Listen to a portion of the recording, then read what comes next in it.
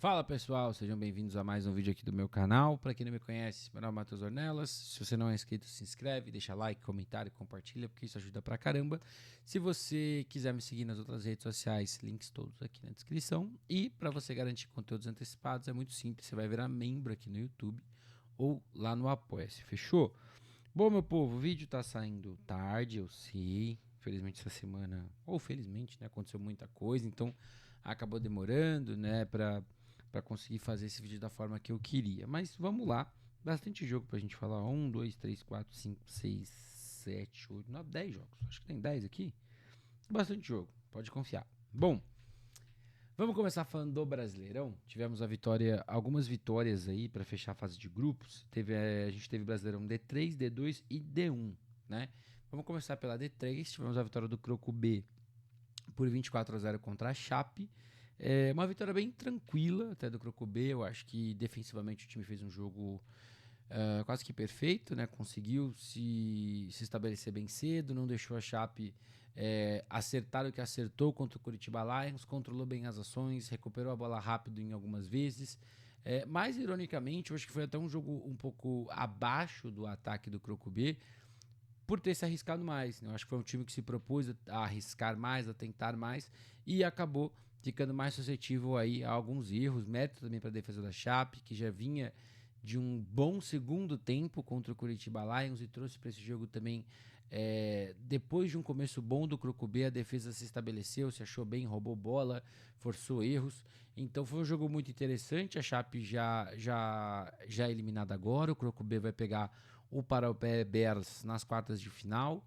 E assim, para a Chape, eu acho que é um time que claramente precisa continuar rodando, muito, ainda mais olhando para esse ataque, um ataque que está muito cru, um ataque que precisa ganhar tempo, precisa ganhar repetição e precisa jogar, né? Infelizmente aí Santa Catarina está num limbo com relação à estadual, né? As equipes não jogam, não tem uma organização dentro da Federação Catarinense, né, para que isso aconteça. Então é uma tristeza. O time até ia jogar o gauchão desse ano, né, para pegar um pouco mais dessa bagagem, mas acabou não rolando por conta das fortes chuvas do sul, do Rio Grande do Sul. Mas é isso, eu acho que é um time que precisa continuar rodando, marcar amistosos, jogar estadual se der, jogar como convidado em outro. E é isso. E pro Croco B, vai agora para umas quartas de final, onde vai encarar uma equipe muito rápida, uma equipe um pouco mais leve, ofensivamente falando, uma defesa muito boa, defesa que controlou bem os dois jogos no Parabéns até agora. E vai ser bem legal da gente ver. Eu acho que o Croco mostrou que tem um ataque para ser criativo e mostrou que tem uma defesa para segurar, né? Então vamos ficar de olho, vamos ver também quanto o Croco B de repente se arrisca mais numa situação de eliminação. E vai ser um jogo bem legal. Vamos falar mais deles quando for a semana do jogo. Indo pro Brasileirão D2, D2 a gente teve 3 jogos. Começar por Goianos 47-0 no Wizards, jogo que não valia basicamente nada pro grupo, valeria pro Goianos confirmar a sua seed 2, como confirmou, né? 47-0, jogo muito, muito tranquilo para a equipe que anunciou nessa última semana a chegada do seu novo head coach, né? O Andrew Bernardini. Saiu da equipe do Manaus ali com algumas questões, né, extracampo, que fizeram o jogador sair, né, parece que umas questões de salário e tudo mais. Então o jogador aí foi pro Goianos, foi teoricamente como um head coach, mas ele mesmo se apresentou como um jogador.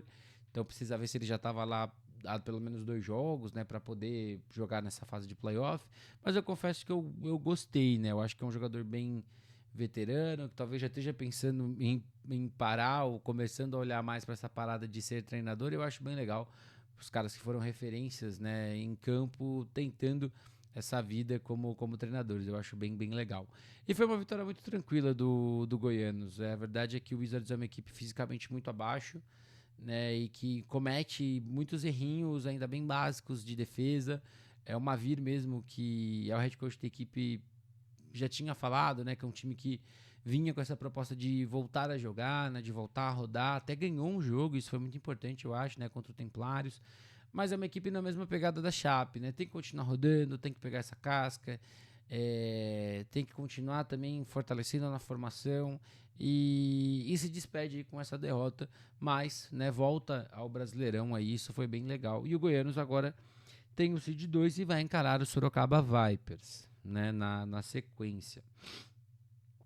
Indo agora para Londrina Bristol-Becks 24-14 contra a equipe do Vikings. Um jogo que foi marcado um pouco ali por questões de arbitragem, né? Um jogo que tivemos algumas situações ali um pouco ruins, particularmente já até falei isso durante a semana, eu vi uma marcação muito ruim da arbitragem, que foi um touchdown no lado da equipe do Vikings no final do jogo, quando a equipe estava tentando tirar uma diferença de 12 pontos. E, óbvio, eu acho que a partir do momento que aquele touchdown não fosse anulado, a gente entra num cenário hipotético do IC muito grande, né? E isso é o que mais come a cabeça dessa equipe do Vikings quando o assunto é Brasileirão, né? No passado a equipe acabou não jogando contra o Goiânia Saints, né? Porque o time deu WO, e aí na soma do WO o Vikings acabou se sentindo prejudicado porque achava que poderia ter feito mais saldo, e aí entrou num IC, e esse ano entra num IC aí agora por conta dessa questão de arbitragem. Acho que a arbitragem foi diferencial para o resultado? Não. Eu acho que o Bristol Becks teve todo o mérito do mundo. Foi uma equipe que soube a hora de atacar rápido, foi uma equipe que soube a hora de cadenciar e, principalmente, defensivamente conseguiu segurar o Vikings toda vez que o Vikings foi para o campo de ataque, né? Eu acho que a equipe do Vikings foi ter seu touchdown aí já muito tarde no jogo, foi brigar, a defesa apareceu no final para conseguir paradas e tudo mais, mas foi um time que deu tiros no pé, que cometeu faltas, que teve alguns problemas durante o jogo todo. E confesso para vocês que quando eu olho para esse time do Vikings, eu fico um pouco incomodado com algumas coisas no plano de jogo. Você tá perdendo acho que era 16-2, aí você chuta um field goal num jogo que você precisa recuperar e você continua numa diferença de mais de uma posse, você chutando um field goal, e assim, não é nenhuma questão de não gostar do kicker não, Boquinha inclusive acertou, foi um cara muito importante para a equipe do Vikings em alguns jogos nessa temporada, mas eu acho que a situação do jogo, um time que não teve pressa para atacar muitas vezes, mesmo estando atrás do placar, mesmo contra o relógio, gastar timeout numa quarta descida, quando a sua defesa está em campo, o adversário já vai chutar punch. Enfim, eu acho que algumas coisinhas me incomodaram olhando para esse jogo, mas foi um jogo que o ataque sofreu também para achar muito a sua cara.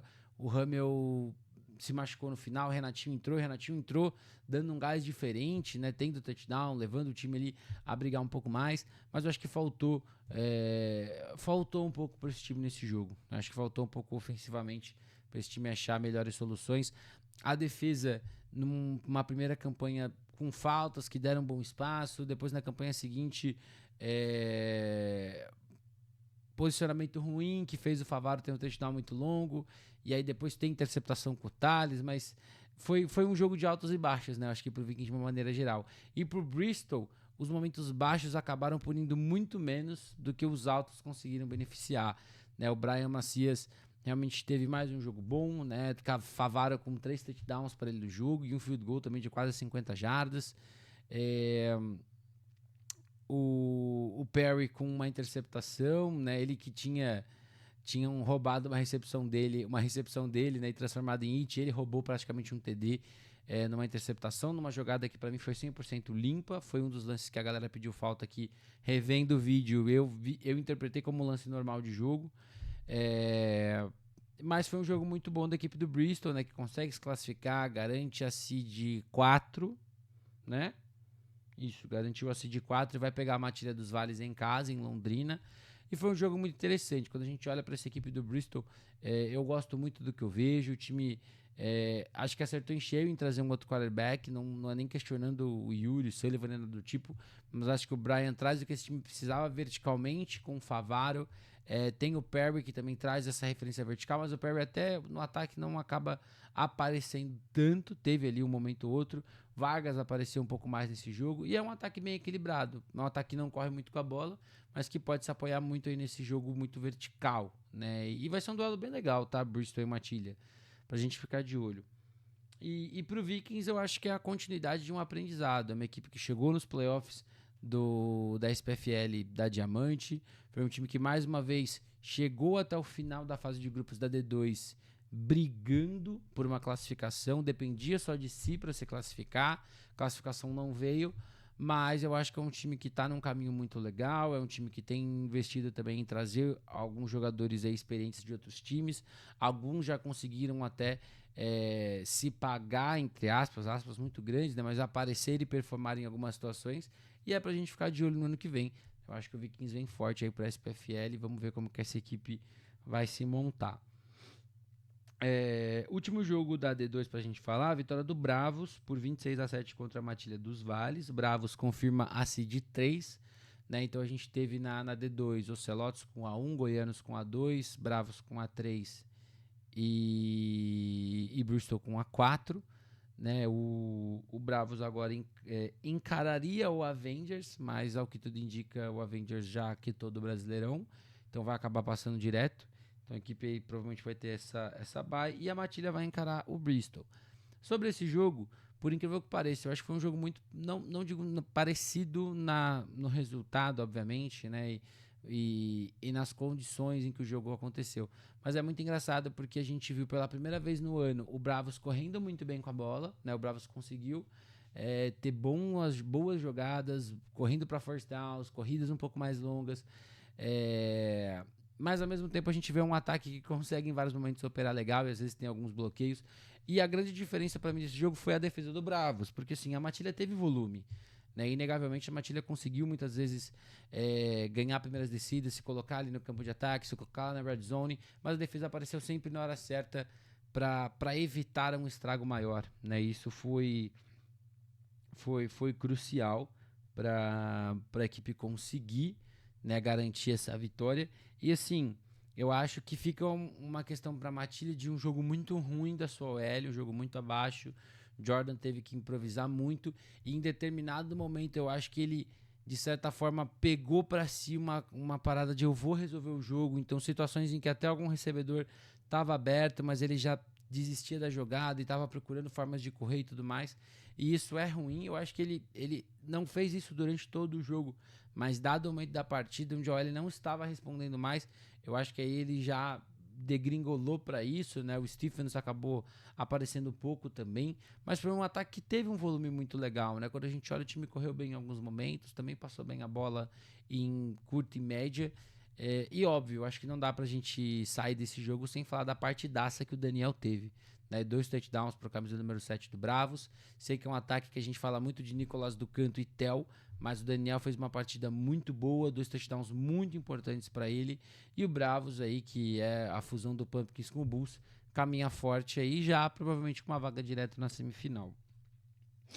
E no Brasileirão D1 tivemos 4 jogos.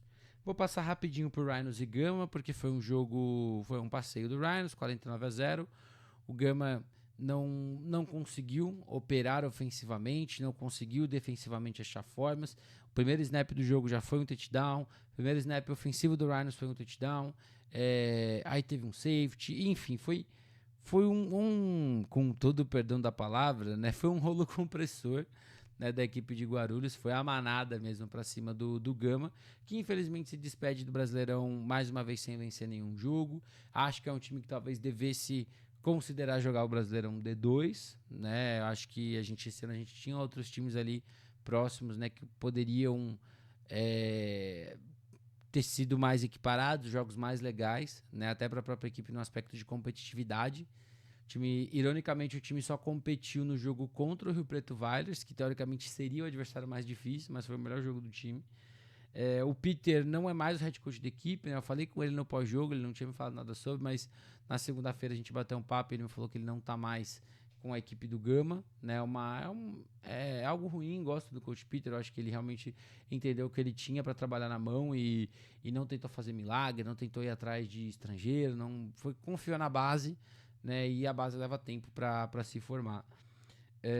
Pro Rhinos eu acho que foi um jogo dentro do padrão, né? O Rhinos ele sabia que era muito favorito, sabia que precisava, né, digamos assim, vencer e venceu e convenceu, né? Catulo com uma partida boa, Camara com TD de retorno, Marco Aurélio com TD, Aires com 2 TDs, Tanto que antes do primeiro tempo acabar, o Catulo já tinha saído do jogo, entrou o Gui. Eu acho muito legal que o Gui pegue essas repetições. Eu acho que quando a gente olha o cenário, né, de um reserva para o Catulo, a gente teve o Stan por bastante tempo. Aí me fugiu o nome agora do menino que jogou, né, pelo Rhinos Academy, que depois virou jogador de defesa. Aí o Stan desceu para jogar com o time na Série Ouro. E aí acho que agora, pelo que eu entendi, o Stan não tá jogando. Então o Gui virou reserva imediato. E dadas as devidas proporções e colocações, pô, o Gui fez o que dava para fazer. Teve TD correndo com a bola, teve TD passado. Menino muito novo, acho que ele tem 21 anos, se eu não estou enganado. Então é muito legal a gente ver que existe um planejamento de futuro, né, por assim dizer. Mas foi um jogo muito tranquilo, muito dominante do Rhinos. Agora vai reencarar o Dragons, né? E é um jogo bem legal. É uma rivalidade que se formou, né, desde 2022. Equipes que se enfrentaram bastante já na SPFL. Se enfrentaram na primeira fase e vão se enfrentar de novo agora. E é um jogo que eu tô bem curioso. Acho que é possivelmente o jogo mais legal, né? Um dos dois mais legais que a gente vai ter nessas quartas de final. Indo para Cruzeiro Futebol Americano 18-7 contra o Corinthians Steamrollers, né? O Corinthians oficialmente eliminado. O Cruzeiro passa com a seed 5 e um cenário muito importante para a gente explicar aqui, tá? Com toda a situação envolvendo o Curitiba Crocodiles, o Croco, os dois jogos restantes do Croco foram atribuídos como WOS, né? Então, assim, no final das contas, o Croco fechou com um 2-2, né? E o Flamengo ganhou uma vitória e o HP ganhou uma vitória. Por isso, a força de vitória do Spartans, ela acabou sendo maior que a do Cruzeiro, né? O Cruzeiro, força de vitória, o que que é?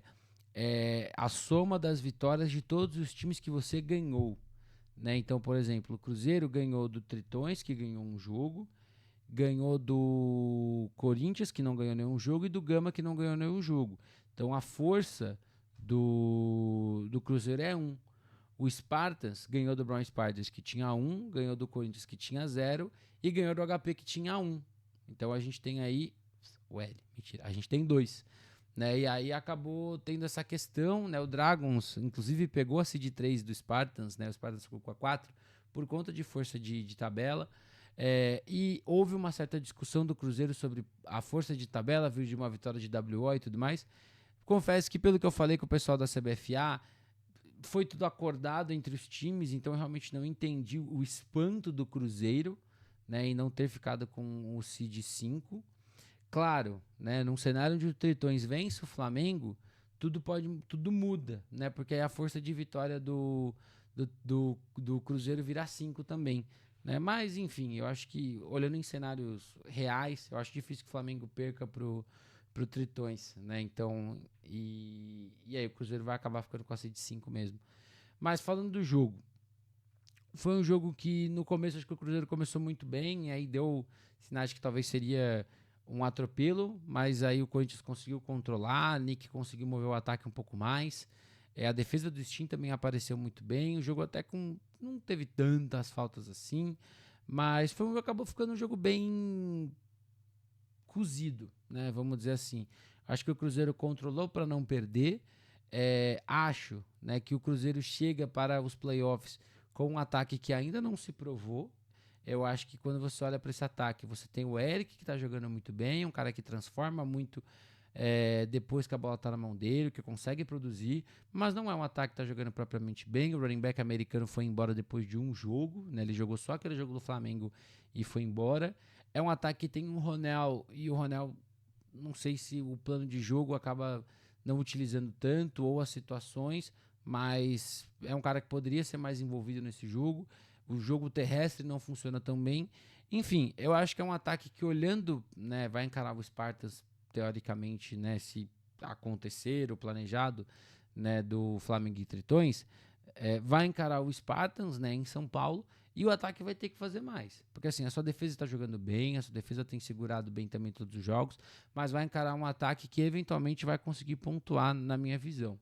Então, seu ataque vai precisar responder, seu ataque vai ter que achar soluções, porque vai encarar uma defesa que tem seus problemas, mas que também tem suas qualidades, né? Para apressar o passe, para conseguir pegar algumas bolas desviadas no ar. Então, eu acho que é isso. Pro Corinthians, eu acho que foi uma despedida um pouco mais honrosa, né? Olhando para os outros 3 jogos. Eu acho que o Nick, ele traz um aspecto de um QB mais veterano que o time não estava conseguindo ter no Brasileirão, né? O time que testou o Jorge, aí jogou acho que o Dantas também, mas o Nick realmente ele traz um pouco mais de controle do jogo, mas é um time que se não melhorar a linha ofensiva ano que vem, não vai fazer muita coisa de diferente do que a gente viu esse ano, né? Eu acho que o Steam é uma equipe que todo ano se renova, né? Todo ano tem gente chegando, gente saindo, e eu digo chegando, jogadores formados, né? E é um time que por conta, né, dessa manutenção tão grande todos os anos, acaba todo ano tendo que achar novas peças, né? E o Next Man Up, né, o próximo jogador performar, nem sempre dá certo, né? Esse ano, por exemplo, eu acho que foi o pior nesse sentido, né? Não, a gente teve algumas surpresas legais, alguns jogadores que apareceram, mas no geral foi um time bem abaixo do que muita gente projetava, mas, né, se despede com um jogo um pouco melhor. Eu acho que isso é bem legal. Indo para Spartans Football 32-20 no Brown Spiders.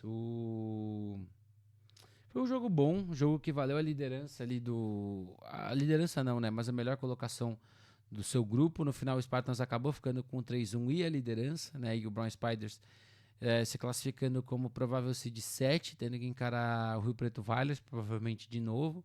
É um confronto que está acontecendo bastante também nos últimos anos. E assim, foi um jogo bem legal, tá? Eu acho que quando a gente olha o placar, com o Arerê e tudo mais, foi um jogo muito bom.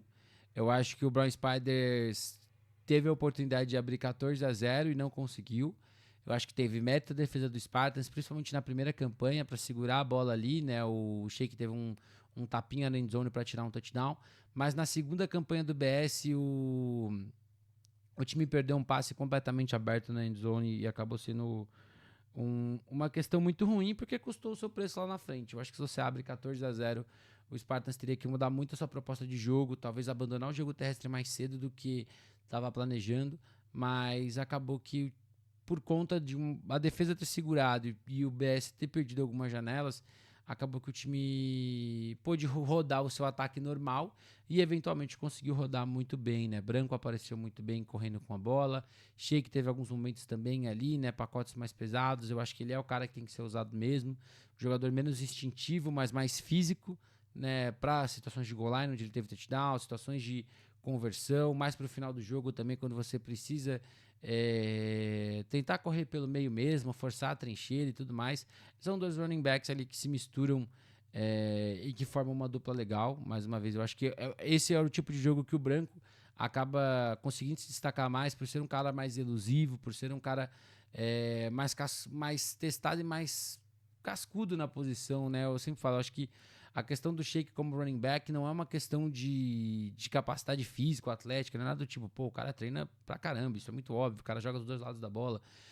Mas eu acho que ainda ele tá criando cada vez mais essas coisas que o Branco tem há mais tempo, né? Que é realmente essa capacidade de achar os caminhos mais fáceis, de conseguir de repente ter um pouco mais de paciência para conseguir atacar e produzir, mas é um processo muito natural também pro jogador que se empenha nessa posição. Para o jogo aéreo do Spartans também uma baita partida. Mamon começou mal, tomando interceptação, depois conseguiu se achar, distribuiu muito bem a bola, não foi um jogo de 1 ou 2 caras. Eu acho que todo mundo apareceu muito bem. Nolan apareceu bem, Kevin apareceu bem, Mega apareceu bem, Lacra apareceu muito bem, inclusive. Eu acho que a gente fala tanto de movimentações, de contratações, entre aspas, de vai e vem, e o Lacra foi um encaixe muito bom para o Spartans. Eu falei isso já em outras oportunidades, mas mais uma vez teve touchdown, colocou o time na goal line. É um cara realmente que consegue tirar o máximo das 3 bolas que vão na direção dele durante o jogo. E isso é muito legal. Olhando pro ataque do BS, eu continuo achando que o time achou a fórmula. Eu acho que esse estilo de jogo é o melhor que vai dar para tirar com o que o time tem agora. Jogo curto, que deu muito certo em alguns momentos. O time soube explorar uma defesa do Spartans que não se ajustou durante o jogo, né? Muito. Pelo menos no vídeo não dá essa impressão. Mas, muita bola pendurada, bola desviada e, eventualmente, Kevin teve uma pick six. No final, o André teve uma interceptação também que foi para selar o jogo. E foi assim, foi um jogo bom ofensivamente. Eu acho que o BS tem condições, né, de operar muito bem dentro desse ataque que quer jogar curto e que vai conseguir trabalhar dessa forma. Eu acho que o jogo terrestre também precisa entrar mais para que esse quick game ganhe espaço, né, eventualmente. E para a defesa do BS, eu acho que assim, nas trincheiras, teve momentos bons e ruins. No jogo aéreo, algumas jogadas conseguia ler muito bem e transformar em tackles for loss, conseguir segurar muito bem ali os jogadores mais velozes, mas eventualmente quando você aposta nessas caixas mais pesadas, quando você aposta em deixar no mano a mano, você tá a um erro de tomar uma big play, de tomar uma jogada muito grande, e isso acabou acontecendo em algumas situações. Mas foi um jogo muito bom, tá? Eu acho que a gente tem que olhar para esses partners aí com um time que realmente pode atacar, com um time que realmente pode tentar fazer coisas diferentes. Vai pegar o Cruzeiro, eu acho que é um jogo bem legal também, inclusive agora olhando para os playoffs. E é isso desse jogo. Acho que eu não esqueci de falar de nada não, né? Acho que não. Bom, para fechar o Brasileirão, tivemos Rio Preto Vaders 28-14 contra o Moura Lacerda Dragons, vitória importante, né, pro Vaders. Vaders começou muito bem, abriu 21-0, Dragons conseguiu se equilibrar, conseguiu diminuir, aí o Vaders conseguiu mais um TD, e aí foi um controle de ações, mas mais uma vez o Vaders capitalizando muito bem no começo de jogo, né? Então, inclusive eu queria fazer um destaque para o L do Vaders, porque aquele terceiro TD ali do Thales, acho que nenhum outro L do Brasil consegue jogar em espaço tão bem quanto essa. Então é bizarro você ter 3 caras ali correndo 10, 15 jardas tão rápido quanto esse time de Rio Preto consegue fazer esse ataque correr dessa forma, sabe? E contou também com o Dragons, que começou um pouco devagar, o Matheus tomando uma interceptação logo no começo do jogo, depois do time ter tomado o primeiro touchdown, aí vem o segundo, aí o ataque consegue marchar, mas no final acaba perdendo a posse. Eu acho que o time ainda tá se adaptando ao Matheus e não ter o Klaus, né? Então, e a gente viu esse ataque conseguindo marchar em alguns momentos, né? Então não é terra perdida, terra arrasada, né? No final das contas você perdeu por 2 posses, né? E foi um jogo bom até do seu ataque em alguns momentos. Mas quando você encara um time bom, ele vai capitalizar quando você erra. E o Vailers fez isso muito bem, e para abrir o 21-0. Né, as defesas eu acho que jogaram bem. Eu acho que a defesa do Dragons ela deu alguns vacilos, né, nas situações de passes mais curtos, de dar um pouquinho mais de espaço. O jogo terrestre também acaba sofrendo um pouco mais quando encara o Rio Preto Vailers, né? Mais uma vez, uma OL mais física e é um embate muito interessante, mas foi uma defesa que deu condições ali do time de ficar no máximo do jogo dentro do que pôde, né, por assim dizer. E com essa vitória, o Vailers provavelmente pega a seed 2, o Dragons a seed 3, né? Os 2 times vão jogar em casa nos playoffs. E eu queria destacar 2 coisas desse jogo. Primeiro, não dá pra gente ignorar o que o Thales está fazendo. Eu acho que o Thales está tendo uma temporada muito boa. É o cara que sempre parece estar no lugar certo na hora certa, né? Mas cria muito depois da recepção. Também é um cara que dá para esticar o campo. O Verlang aposta às vezes nessas bolas penduradas e geralmente com o Thales que elas funcionam melhor. E é um recebedor muito jovem, muito bom, que acho que se não tá, deveria estar no radar da seleção brasileira, porque eu acho que é um jogador com muito potencial para o futuro, né? Já é uma realidade, né? Mas olhando para o futuro ali, para uma próxima leva da Brasil Onças, né?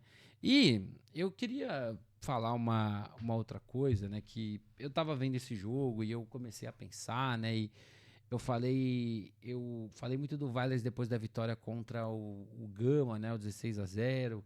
Falei que é um time que até depois da vitória do BS, né? Um time que joga muito protocolar, por assim dizer.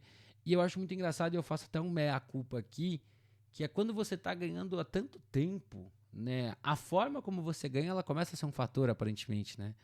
Porque tem times que se ganharem o jogo já vai estar ótimo, né? Tem times que se conseguirem vencer, independente de como for, feio ou bonito, a gente vai acabar elogiando, né? Mas quando a gente olha para uma equipe como o Rio Preto Vailers, que realmente está acho que desde a volta da pandemia, né? Uma equipe que tá sempre jogando muito bem. Quando perdeu, não perdeu nenhum jogo de muito. Sempre foram jogos muito apertados, jogos muito brigados e tudo mais.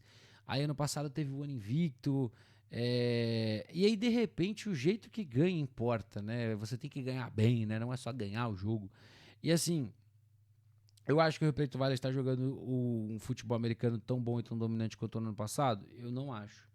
Isso importa tanto assim no final das contas? Quando você termina 4-0 e garante a seed 2, a segunda melhor seed do campeonato? Talvez não, né? Então é muito engraçado quando eu mesmo, como jornalista, como uma pessoa que vê todos os jogos e avalia, e me avalio, né? Reavalio depois. Eu revejo muitas vezes os vídeos, né? Pra ver se eu não falei nenhuma uma besteira ou se eu realmente fugi de alguma coisa que eu queria falar. Eu parei e me peguei pensando nisso, né? E em que momento que a gente determina o quão bem você tem que ganhar de um adversário? Claro, tem situações e times que você tem que ganhar bem. Mas o jogo ficou mais apertado, 28-14, de repente não foi o jogo dominante. Pô, ganhou do atual vice-campeão paulista, jogando fora de casa, abriu 21-0, depois controlou o resto do jogo, garante esse de 2, teoricamente só não joga em casa se for pra final, contra o Flamengo. No final das contas, eu acho que o que importa é ganhar, né? Claro, ganhar bem é muito bom, mas ganhar é melhor do que perder em qualquer situação. Bom, vamos para a BFA. Tivemos 2 jogos da BFA só. 2 jogos de decisão de Conferência Sul e Nordeste. Começar pelo Sul, vitória do Timberlake 41-12 contra o Santa Maria Soldiers. Placar que me surpreendeu muito em primeiro momento, quando eu só vi o placar, depois eu fui ver o jogo. Jogo com muita chuva, campo molhado, campo pesado. E eu vou falar pra vocês que não tem time no futebol americano que saiba jogar tão bem esse jogo tão bem como o Timberrex, com campo molhado, campo pesado. Nessa situação, nenhum time sabe jogar como esse Timberrex joga. E eu acho que esse é um grande fator olhando para a sequência contra o Recife Mariners, porque o jogo será no Sul, tá? O time acha formas, né? O time nem correu tão bem com a bola assim, né? Acho que foram um pouco mais de 60, 70 jardas, mas correu bem quando precisou correr, jogou em pacote pesado quando precisou jogar, e foi um time que, mais uma vez, por mais uma partida, o Romário e o Tanaã jogaram muito bem trabalhando com play action. Jogo muito bom dos dois ali, o Tanaã entrou já no segundo tempo com uma partida mais controlada, o Romário, obviamente, recuperado de lesão, é o titular absoluto desse time. E foi um jogo muito bom, né? O time correu bem com a bola no começo com o Munir, né? Aí o Pichete apareceu muito bem, né? Um cara que é engraçado como a gente esquece as coisas, né? O Pichete era quarterback antes de ir pro Rex. No Rex que ele fez a transição para defesa e se tornou um dos melhores defensores do Brasil, mas quebra um senhor galho, né? No ataque, foram 3 touchdowns para ele, uma conversão de 2 pontos, se eu não estou enganado. O Henrique também teve touchdown, ou teve uma jogada muito longa que eu lembro agora. O cara também que para mim é o principal recebedor desse time até o momento. E o time controlou muito bem, né? Eu acho que o Santa Maria Soldiers, assim como eu falei no jogo do BS, né? Perdeu oportunidades de fazer touchdown cedo no jogo. Não se aproveitou das faltas que o Rex cometeu. Inclusive, muitas faltas que o Rex cometeu no jogo. Foram 10 para 103 jardas. Mas foi um jogo que no final foi muito dominante, muito controlado. E a partir do momento que o Santa Maria Soldiers perde o Douglas, o jogo ali para mim acaba, sabe?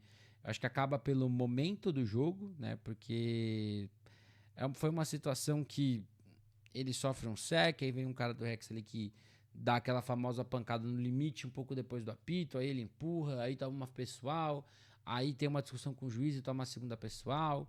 E eu falei um pouco de arbitragem no vídeo que vai sair para membros também, e ali acaba o jogo, né? Na minha visão, eu acho que me fugiu o nome agora dele, o quarterback mexicano entra, move as correntes um pouco mais, move as correntes um pouco. Ele, inclusive, também que apareceu muito bem ali, recebendo bolas do backfield enquanto o Douglas estava em campo. Mas aí chove muito, o time dos Soldiers não corre com a bola, né? Um time completamente ineficaz no jogo terrestre. E aí no jogo aéreo, com muita chuva, correndo atrás do placar, tentando esticar muito a bola, fica difícil. Eventualmente o Rex conseguiu algumas interceptações, eu lembro de cabeça só da última do Caio. E aí o jogo foi totalmente perdido, né? Porque nessa situação da ejeção do Douglas, você toma um TD na sequência, aí vem a chuva pesada e aí o time se perde mentalmente, né? Ano passado, se eu não me engano, teve um jogo, acho que foi contra o Almirantes, né? Que o Douglas também foi expulso. Então, quando o seu quarterback, o seu líder, acaba sendo ejetado numa situação tão importante, né? Acaba sendo um prejudicial, né? Parece que depois do jogo ali também teve mais reclamação dele com a arbitragem, enfim. Não vou ficar falando de arbitragem, porque, mais uma vez, já tem um vídeo que eu falei um pouco mais sobre a arbitragem de uma maneira geral, não sobre esse jogo. Mas no final foi uma vitória boa do Rex, vai jogar em casa, né, a semifinal contra o Recife Mariners. E é aquilo, o time sabe jogar muito bem nesse campo pesado, então se chover durante a semana, chegar no jogo e chover, acho que nenhum time no Brasil sabe jogar tão bem nessas condições quanto o Timbó Rex.